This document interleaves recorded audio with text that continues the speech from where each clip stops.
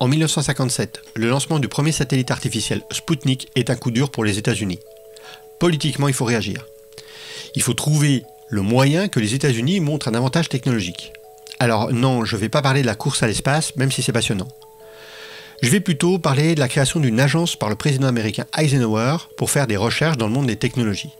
Il s'agit à l'époque de l'ARPA, l'Advanced Research Project Agency, ou Agence de projets de recherche avancée. Et en 1972, le mot défense a été rajouté en tête de l'acronyme pour donner DARPA.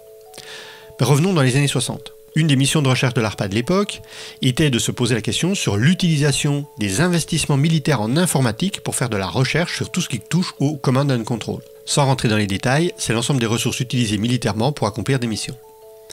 Un certain docteur J.C.R. Licklider va prendre la tête de cette mission. Et son approche sera de chercher comment faire les choses d'une façon radicalement différente des approches habituelles. Il va fonder un département au sein de l'ARPA qui aura le nom de Information Processing Technique Office, qu'on rencontre parfois sous le nom de IPT ou IPTO. Et dans son département se trouve un groupe de spécialistes en informatique. Licklider nomme ce groupe le Intergalactic Network, le réseau intergalactique en français. Sympa comme nom. L'idée de Licklider était que l'outil informatique pouvait aider les humains à communiquer. Ça nous semble évident aujourd'hui, mais à l'époque, l'ordinateur ne servait guère qu'à effectuer des calculs. Ces travaux vont permettre à Lawrence Roberts, aussi appelé Larry Roberts, de comprendre l'importance de communication entre des ordinateurs de conception et de systèmes d'exploitation très différents. Si les logiciels et les matériels sont incompatibles entre les machines, il doit quand même y avoir un moyen de faire discuter ces systèmes entre eux pour échanger des données. On est en 1967 et deux problèmes doivent être résolus. Le premier, la construction d'un réseau physique pour faire discuter ces ordinateurs. Ce réseau est vu comme un sous-réseau de l'infrastructure téléphonique de l'époque qui, il est bon de le rappeler, était un réseau filaire.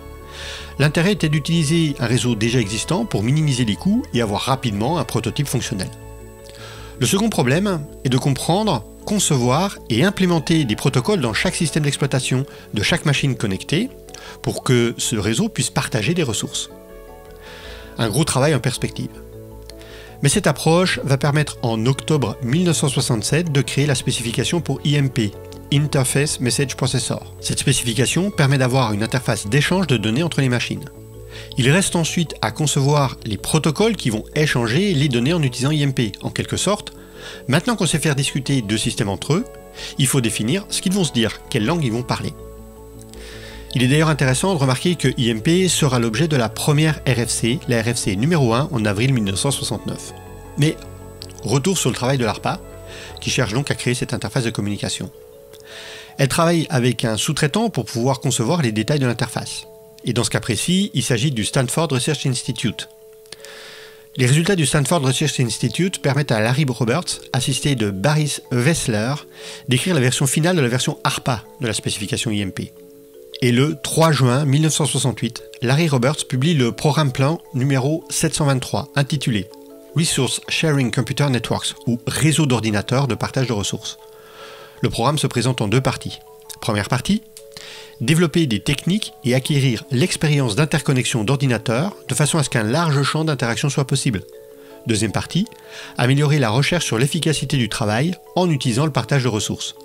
Ce document prend en compte les problématiques de compatibilité entre les systèmes, l'utilisation d'une machine distante disponible pour ne pas avoir besoin de reprogrammer une machine locale déjà utilisée et bien d'autres réflexions. Et un passage particulièrement intéressant vaut le coup d'être relu. Je le mets en description de cette vidéo, mais il parle de messages courts, de multiplexage des communications, de résilience, de performance, de multipoints, bref, tout y est.